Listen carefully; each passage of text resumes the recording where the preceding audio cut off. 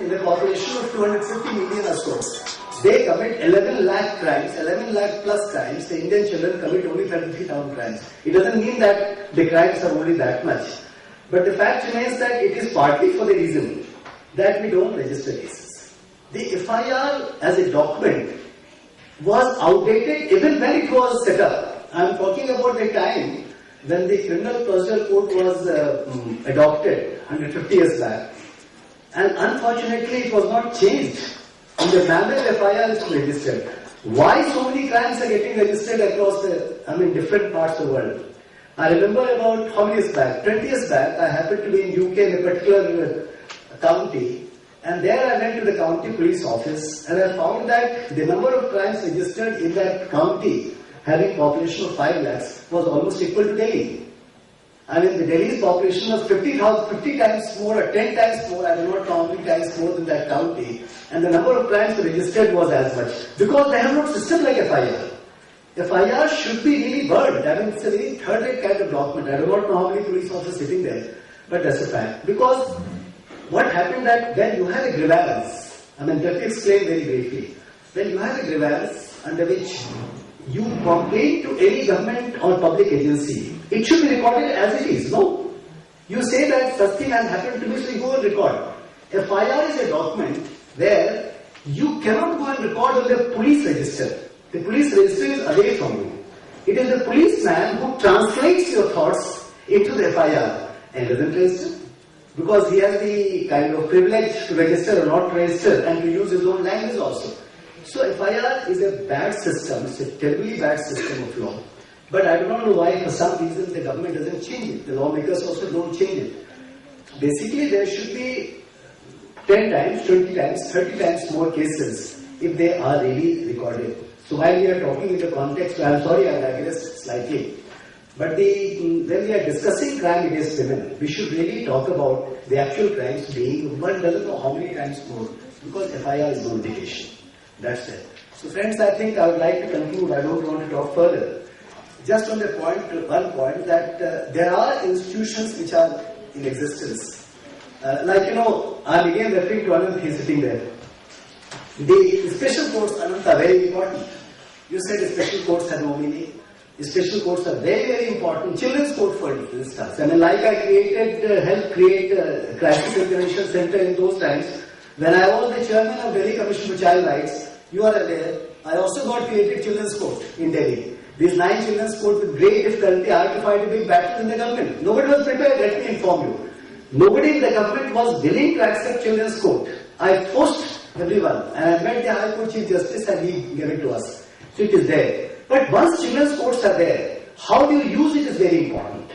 POCSO, for instance, you might have come into POCSO also. I was a party to it and I very willingly accept that in the formation of law. Now these laws are important when you start using them. Women's program, Vinny and all our friends, today we are having this really good discussion. The ultimate test lies in the implementation of laws. We have no doubt of course. And I have been party to implementation of laws for decades and decades. I have been party to formation of some laws also, incidentally. There is absolutely no problem. We have the best laws in the world. The problem lies with the implementation and the mechanism to do so. These are some facts I thought I'll discuss with you. Thank you. Do we have any questions?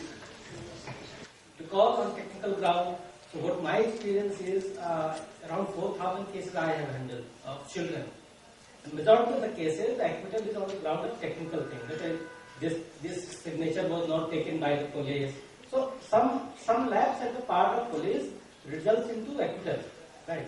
Now my suggestion to Justice Bhoma was to put in some kind of initiative whereby when the final order goes to the prosecution branch and when it is scrutinized and is found that the judgment has said that because of this lapse in investigation we have to announce acquittal.